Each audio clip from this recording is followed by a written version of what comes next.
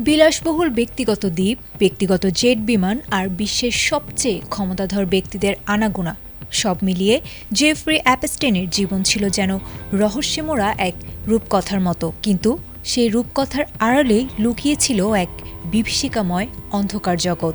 দীর্ঘদিন ধরে তাকে কেবল একজন বিকৃত মস্তিষ্কের যৌন অপরাধী হিসেবে দেখা হলেও সম্প্রতি যুক্তরাষ্ট্রের বিচার বিভাগ ও FBI এর প্রকাশ করা কয়েক হাজার পৃষ্ঠার নথি নাড়িয়ে দিয়েছে বিশ্ব রাজনীতির ভিত। প্রশ্ন উঠেছে, তিনি কি কেবলই একজন ব্যবসায়ী ছিলেন, নাকি আন্তর্জাতিক রাজনীতির দাবার ঘুঁটি সাজানোর দায়িত্বে থাকা কোনো এক অন্ধকার জাদুকর?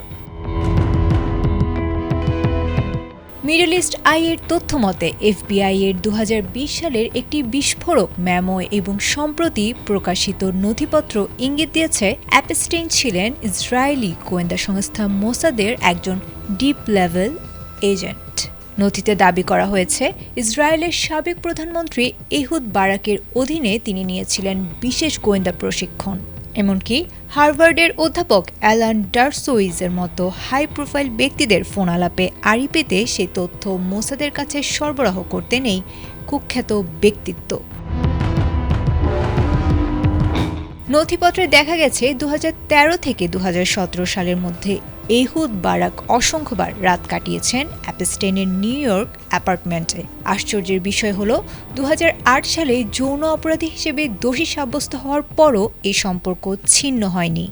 সাবেক ফেডারেল কৌশলী আলেকজান্ডার একোস্টারের সেই পুরনো দাবিও বর্তমানে পেয়েছে নতুন মাত্রা, যেখানে তাকে বলা হয়েছিল অ্যাপস্টেইন গোয়েন্দা সংস্থার লোক, তাই তার ব্যাপারে নমনীয় হতে হবে।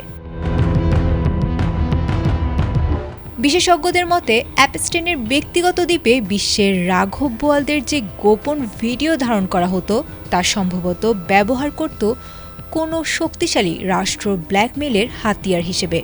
ডোনাল্ড ট্রাম্প থেকে শুরু করে বিল ক্লিন্টন পরাক্রমশালী নেতাদের সাথে তার অবিশ্বাস্য সখ্যতা বিষয়টিকে দাঁড় করিয়েছে বড় এক প্রশ্নবোধক চিহ্নের মুখে। অ্যাপস্টেইন কি তবে নিছক অপরাধী ছিলেন না? তিনি কি ছিলেন মোসাদের এক বিশেষ প্রজেক্ট, যার লক্ষ্য ছিল পশ্চিমা বিশ্বের ক্ষমতাধরদের নিয়ন্ত্রণে রাখা? লাখ লাখ পৃষ্ঠার এই নতুন নথি যেন সেই সত্যেরই সন্ধান দিয়েছে।